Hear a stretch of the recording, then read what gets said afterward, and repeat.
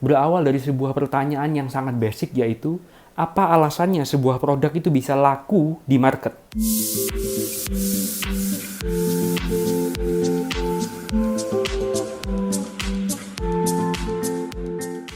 Hai teman-teman semuanya, kembali lagi dengan saya Andi di sini. Ya, jadi hari ini saya ingin kembali membahas sebuah pertanyaan yang timbul dari dalam hati, di mana pertanyaan ini pertama kali timbul dari dalam hati saya, itu adalah saat di mana pertama kali pandemi COVID-19 ini membuat perekonomian di Indonesia menjadi lebih lesu dari sebelumnya, dan hal ini juga berimbas pada perusahaan kopi saya, dan saya sempat mengalami titik di mana omset itu turun sampai 85%. Tentunya dengan keadaan seperti itu, saya mencurahkan segenap pikiran, tenaga, dan energi tentang bagaimana solusinya agar bisa keluar dari masalah ini. Pertanyaan selalu muncul dalam hati saya, produk apa kira-kira yang bisa laris di pasaran? Produk apa yang kira-kira bisa menjawab kebutuhan orang di tengah pandemi seperti ini? Dan saya melakukan sebuah teknik yang disebut dengan teknik mengupas bawang. Jadi bagaimana bawang itu satu lapis, dua lapis kulitnya satu persatu kita kupas. Saya mulai dengan pertanyaan-pertanyaan basic. Berawal dari sebuah pertanyaan yang sangat basic, yaitu apa alasannya sebuah produk itu bisa laku di market. Akhirnya saya menemukan sebuah jawaban bahwa produk yang laku, baik itu dalam bentuk barang ataupun jasa, adalah produk yang bisa memberikan solusi kepada masalah yang dihadapi oleh orang lain. Jadi contohnya, misalnya saya tidak bisa masak.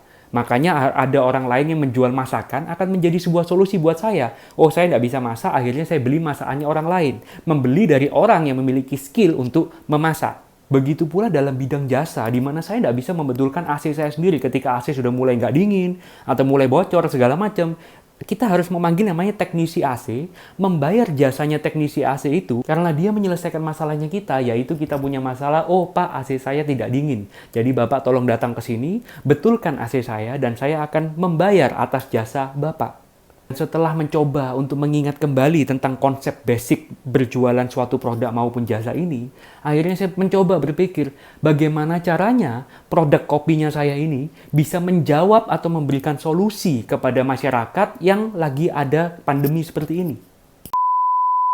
Lalu sekitar 2 minggu yang lalu, saya berusaha mencari jawabannya ini dengan cara yang sangat-sangat mudah, yaitu 1 harian full. Saya sibuk hanya melihat story-nya orang-orang saja, story Instagram. Mulai dari pagi sampai malam, saya seharian tuh liatin story-nya orang tuh yang otomatis next gitu loh. Jadi nggak saya skip-skip, saya tontonin satu-satu. Setelah saya tonton satu persatu, saya menyimpulkan bahwa mungkin sekitar ada 60% sampai 70% orang yang saya lihat story-nya itu, mereka mengungkapkan sebuah pengalaman di mana ketika mereka di rumah saja, akhirnya kegiatan fisiknya mereka tuh berkurang drastis, tetapi asupan gizi yang masuk lewat mulut ini meningkat drastis juga. Kenapa? Karena kebanyakan teman-teman ketika mereka di rumah kerjaannya apa, nonton.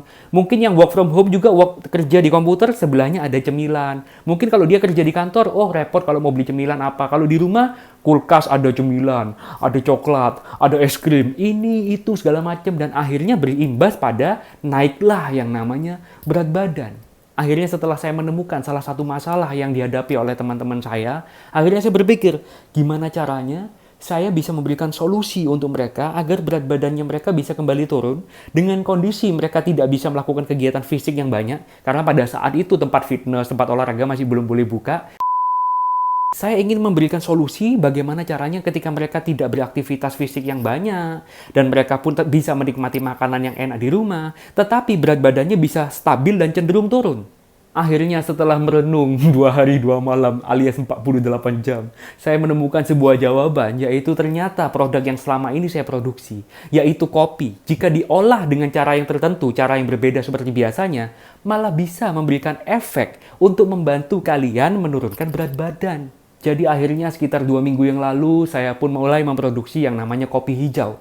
Jadi kopi hijau ini merupakan biji kopi, tetapi tidak diproses seperti pada umumnya. Biasanya kan kalau kita memproses kopi dari biji kopi mentah, kita masukkan ke dalam mesin roasting, setelah itu kopinya akan keluar menjadi biji kopi yang matang.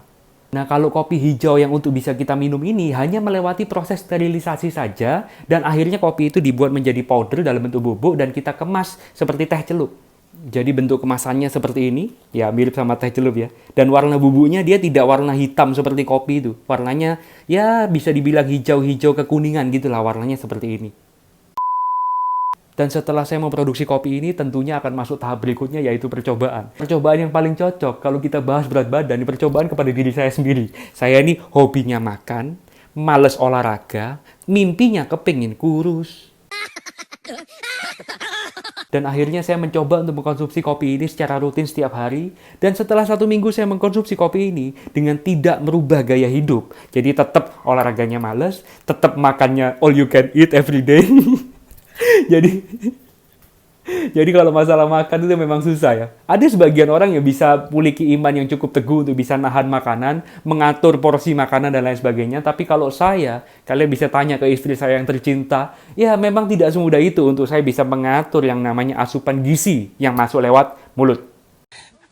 Dan akhirnya 1 minggu pun berlalu. Ketika 1 minggu berlalu, saya melihat timbangan saya, ya memang tidak sebombastis yang saya harapkan. Tetapi angka 1 kilo yang berhasil diturunkan oleh saya mengkonsumsi kopi ini, itu merupakan suatu hal yang buat saya fantastis. Kenapa? Karena saya nggak perlu olahraga.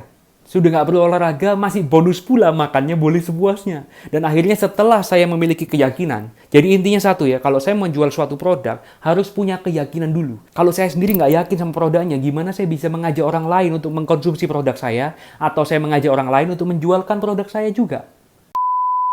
Akhirnya setelah berat badan saya berhasil turun, saya pun mulai memproduksi dalam jumlah yang saya prediksi mungkin 1 bulan atau 2 bulan baru bisa habis. Dan setelah produksi selesai, saya mulai mengkontak para reseller saya yang selama ini jualan kopi celup hitam yang ini. Nah, dan ternyata responnya market itu jauh di atas prediksi saya. Dimana saya memberikan stok produk, saya memberikan estimasi, ya ini 1-2 bulan lah, mungkin masih cukup. Ternyata 1 mingguan sudah totally sold out. Dan sekarang sedang masuk dalam proses produksi, mungkin 5 atau 6 hari ke depan barangnya akan tersedia dengan jumlah yang jauh lebih banyak dari sebelumnya. Jadi buat teman-teman yang tertarik, buat kita sama-sama bisa menyediakan produk yang memberi sebuah solusi untuk orang banyak, jangan sungkan-sungkan untuk DM saya membuka open reseller untuk produk ini, yaitu kopi hijau.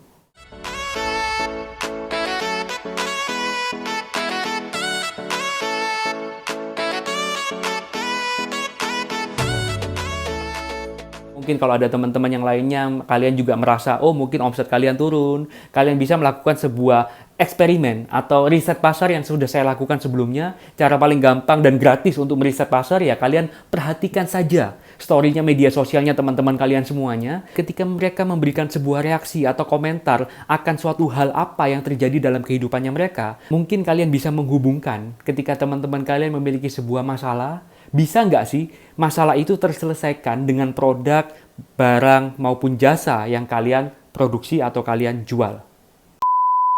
Oke, kalau begitu teman-teman semuanya, saya doakan semoga dagangannya kalian semuanya laris manis dan usaha kalian semuanya boleh maju dan kehidupan kalian pun selalu penuh sukacita dan kesehatan.